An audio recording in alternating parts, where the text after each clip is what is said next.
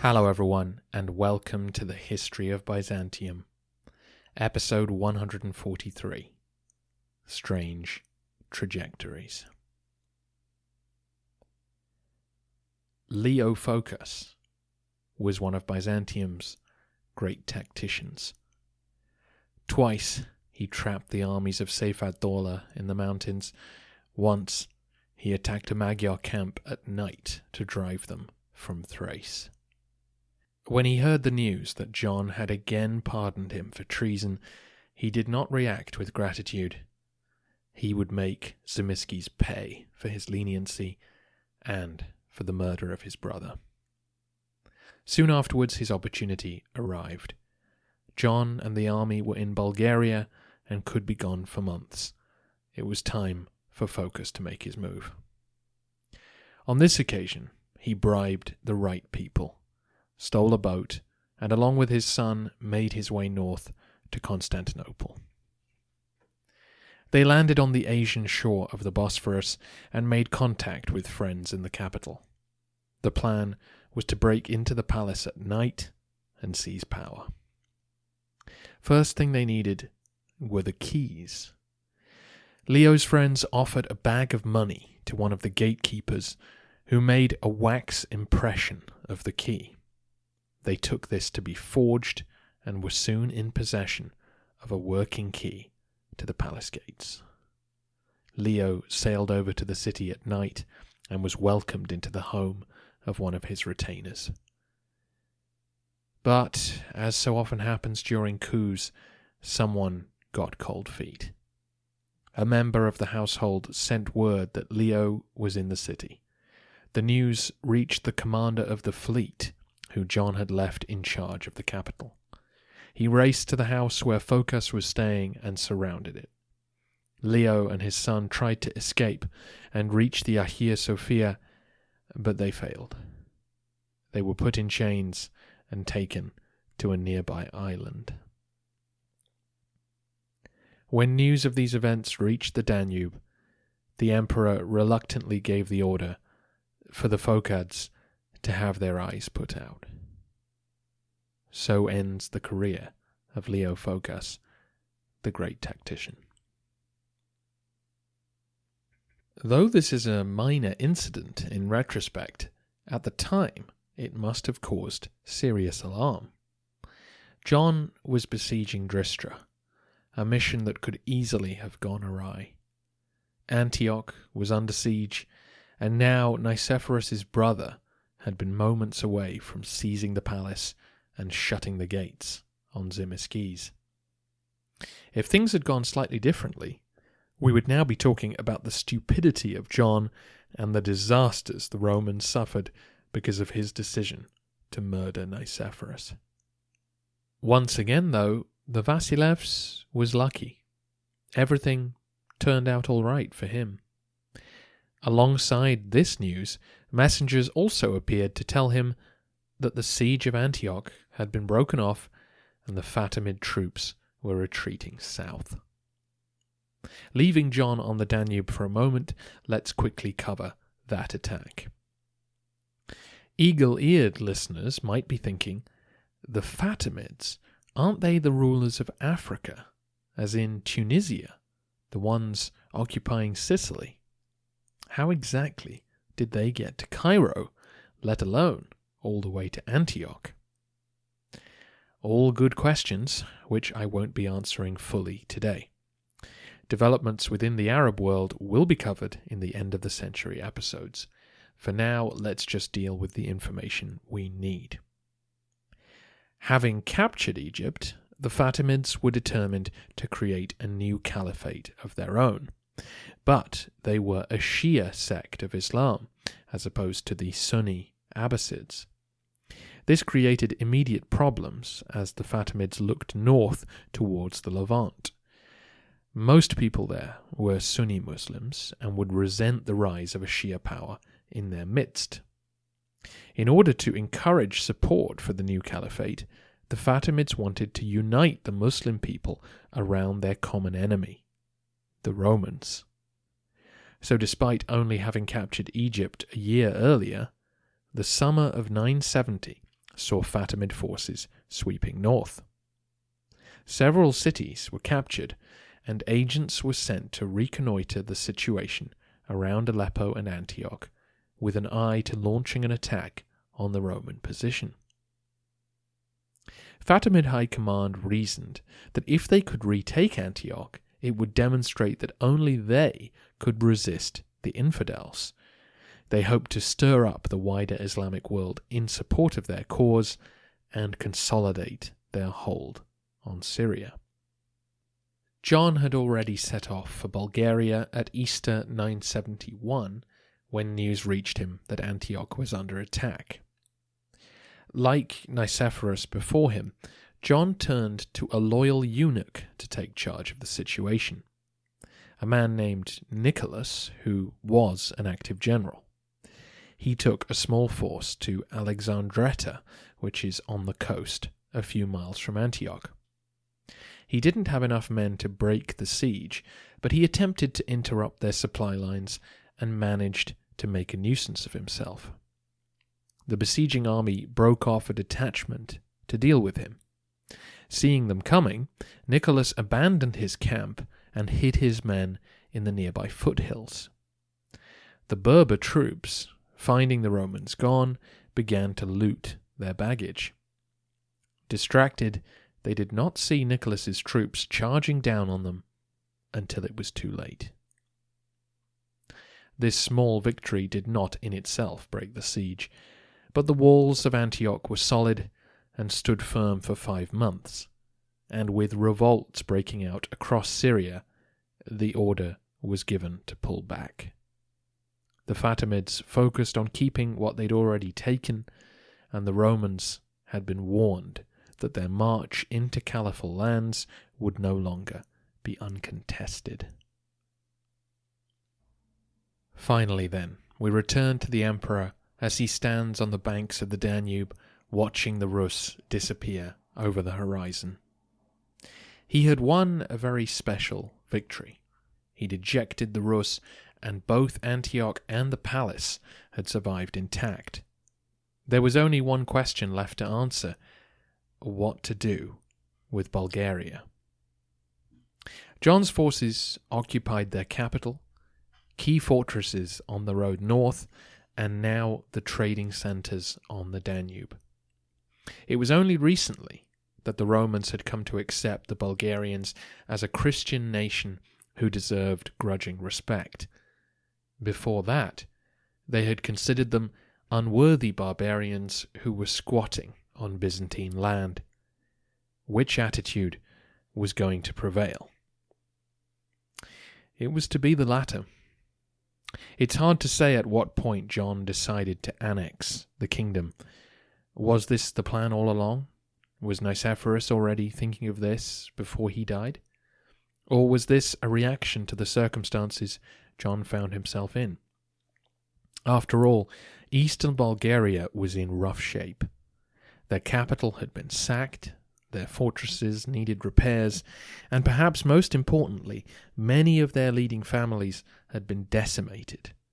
First by 2 rounds of war with the Rus, then by battles with the Byzantines, and finally by the executions which Sviatoslav had ordered when the siege of Dristra was upon him.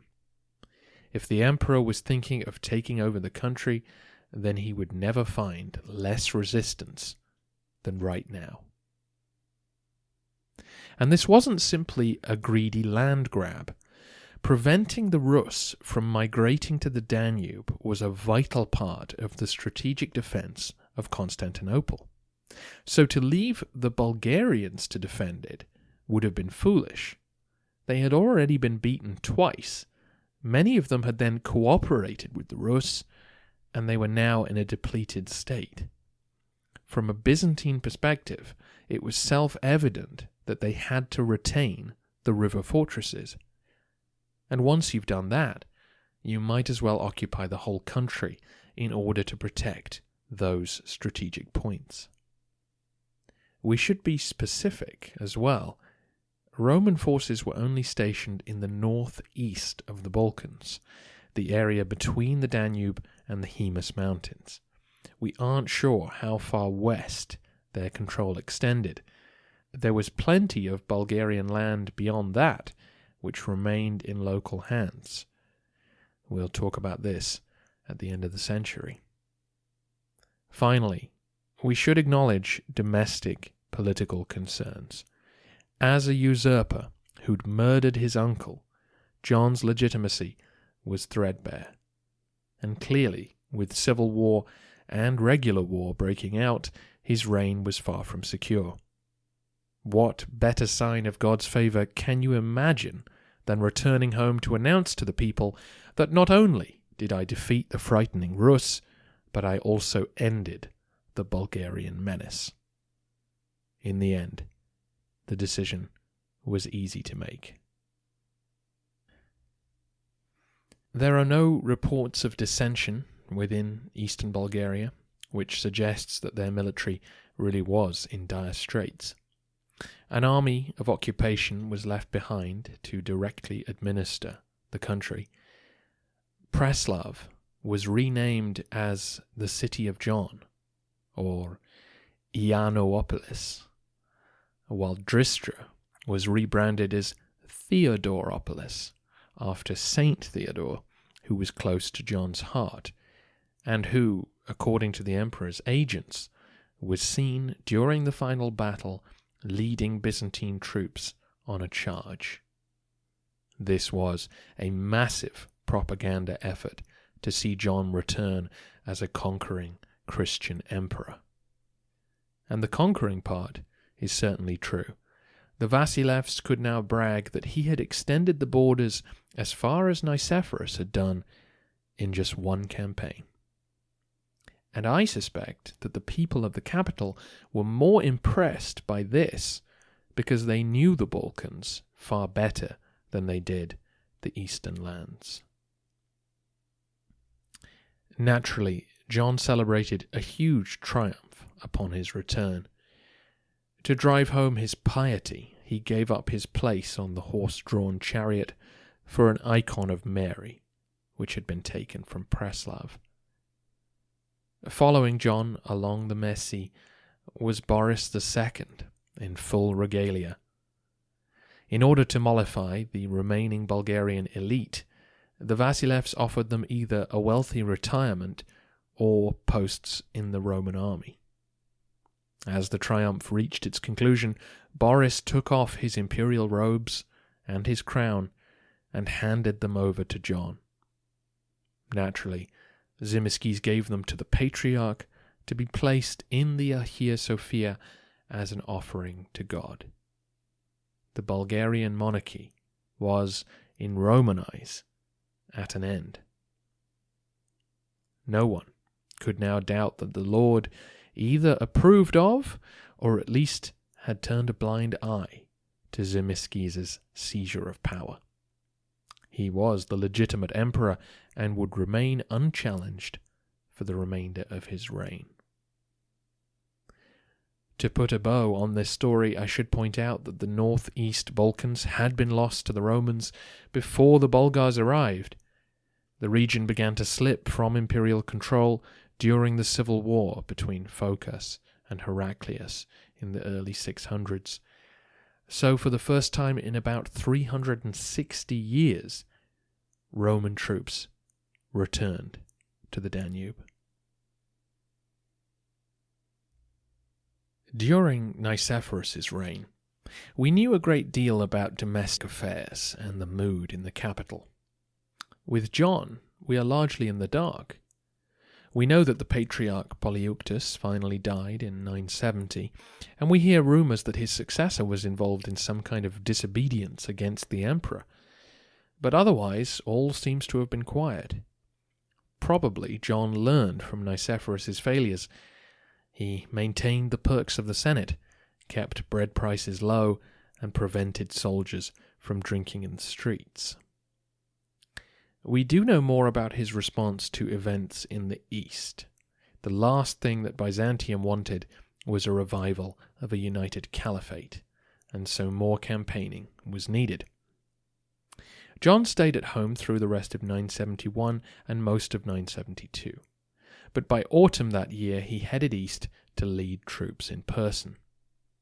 In order to put pressure on the Fatimids, Zimisces banned the export of weapons and lumber to the Muslims for the time being.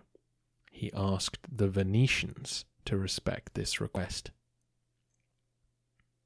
Gathering his army, he set off from Melitene in late September and headed toward Mesopotamia. His first target was Nisbis, which he'd sacked in the past, and again he slaughtered and took captives. Then he sent word to Abu Taqlib, the Hamdanid emir of Mosul and nephew of Saif, demanding an annual tribute, which he got, and then he marched on Martyropolis, which he failed to capture. Presumably, John was trying to set up similar arrangements to those he'd established at Aleppo in order to prevent the Fatimids from encroaching on those areas. The emperor would spend the next 2 years at home, setting up the new administration of Bulgaria. Meanwhile, his commanders would press on in the east. When Abu Taqlib failed to pay up, the Romans marched on Amida, but they were defeated and their commander had to be ransomed. It wasn't until 975, 4 years on from his triumph in Bulgaria, that John gathered a full army and marched into Syria. He actually did go east in autumn 974 to Turan, the new slice of Armenian territory that had been bequeathed to the empire. He met with representatives of the king of central Armenia, Ashot III, who was apparently reassured to hear that the Romans had no more ambitions in his direction, and pledged 10,000 troops for the emperor's forthcoming campaign in the south. With a large force at his back, then, John set off in spring 975. His goal was to eject Fatimid garrisons from Syria and demonstrate Roman power to decision-makers in the region. His guides would be Bedouin Arabs, probably as part of the treaty with Aleppo. They would not be asked to fight, but merely to help scout the road for the emperor. Just the sight of the Byzantines was enough to see a few small garrisons abandon their posts, as Zimisces marched down the coast road, further than Nicephorus had ever ventured. You can see the places he visited on the map I've posted. The Romans had reached the vicinity of Damascus, the former Umayyad capital, when they finally met some resistance. These were not actually Fatimid troops, they were mercenaries and local levies raised by Abu Mansur Alptikin. Alptikin was a Turkish general who, like Saif ad-Dawla before him, had lost out in the struggles for control of Baghdad and had decided to carve out a base for himself in Syria. Having brushed his troops aside, the Romans occupied the city of Baalbek by the end of May. They then pushed on towards Damascus itself. The city was ravaged by civil war between the pro- and anti-Alptikin forces and was not in a strong position to resist. John engaged in diplomacy. Alptikin was clearly not going to side with the Fatimids, and so Zimisces accepted tribute and a pledge of loyalty from him and moved on. The Romans headed west to the coast and besieged Berytus. They were particularly concerned to keep Egyptian ships away from their territory, so they negotiated the surrender of the Fatimid garrison and tried to establish friendly relations with the Arab leaders of the city. The neighbouring town of Sidon submitted soon afterwards. John now headed north towards home.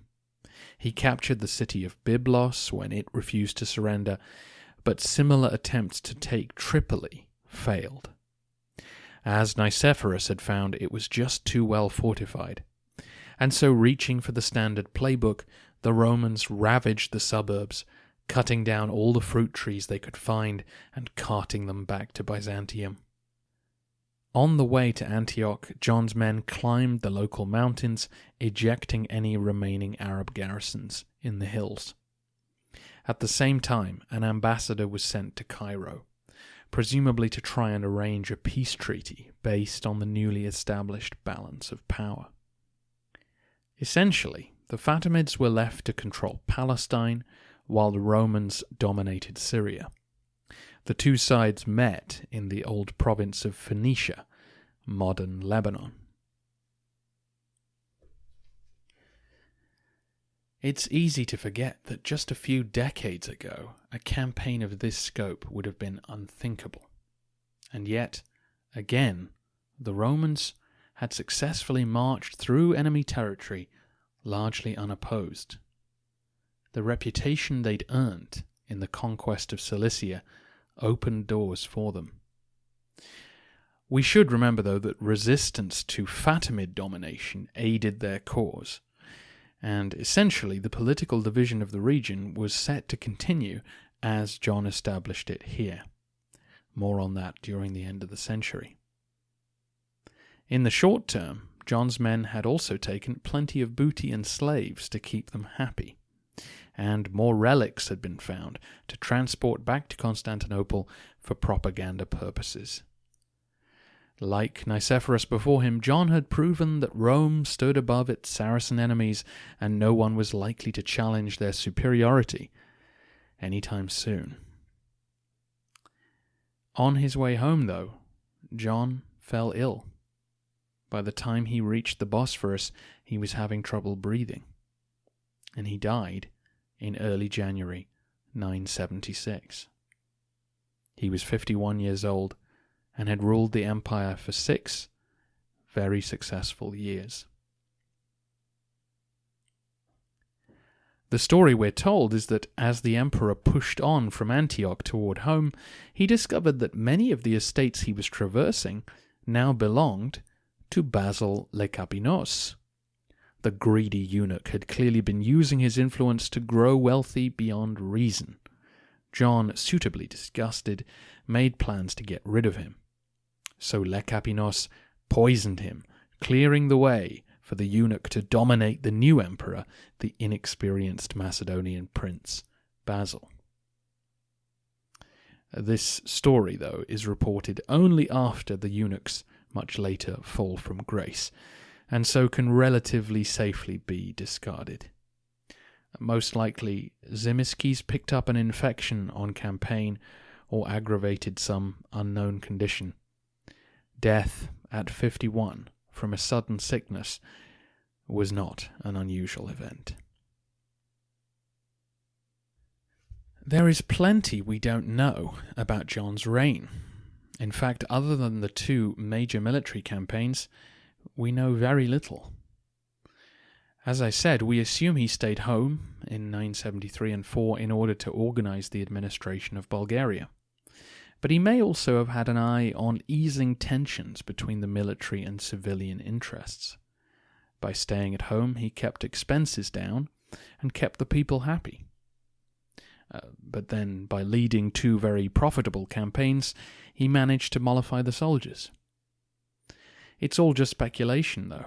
John may have just been responding to events more than applying some kind of grand strategy.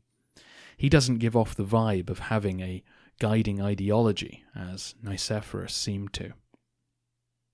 It's also worth noting that John was the first emperor to rule during complete peace in Anatolia.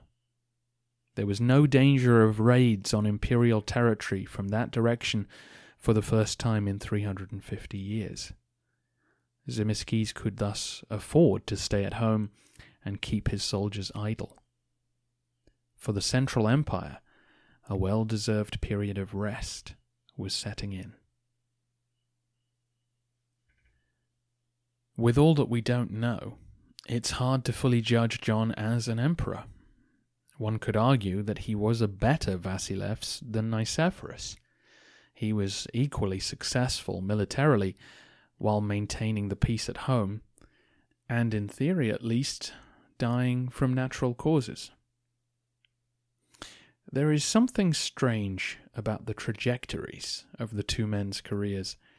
Nicephorus rose to power through relentless competence, but somehow provoked his own death, whereas John was always courting danger, and yet emerges with a flawless record in charge.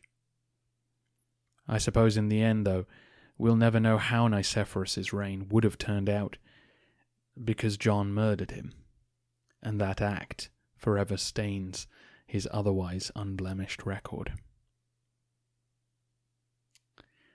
The two men have plenty in common, of course, and their reigns, though different, do seem to form part of a distinct period in Byzantine history, the era of the conquest army. Once Nicephorus had transformed his soldiers into a destructive force, they proved irresistible. From the Danube to Crete, and from Cilicia all the way to Damascus, no one could stand up to the organized brutality of the heavily armored Romans. Both emperors had successfully maintained this machine and eliminated the empire's nearest neighbors. This caused a great upheaval in the outlook for the empire, which we now need to understand better. As most of you know, the new emperor, young Basil, will rule until 1025. This seemed far too long to wait for a series of end-of-the-century episodes, and so we will break off now for a short pause. This will not be a full tour, but we need to take stock of the huge changes that have taken place since 912. How were the new territories administered? What's been going on in the Caliphate and Balkans? More magnate discussion, answering your questions, and looking at our sources. I will need to take a couple of weeks off, but once I'm back, the episodes should all come in a row. Also, for anyone who skipped it, there is a listener survey for you to fill in. Check the website. If I can get 500 responses, then you will all get a free episode of the Byzantine Stories series discussing Roman medicine. I should also take a moment to say thank you to all of you who've bought the sale episodes or taken out a subscription. I know you early adopters will see your subs coming up for renewal at the end of July. You've completely changed my life with your generosity, and for now the podcast looks pretty secure heading on into the 11th century. Thank you all so much, and I'll be back soon.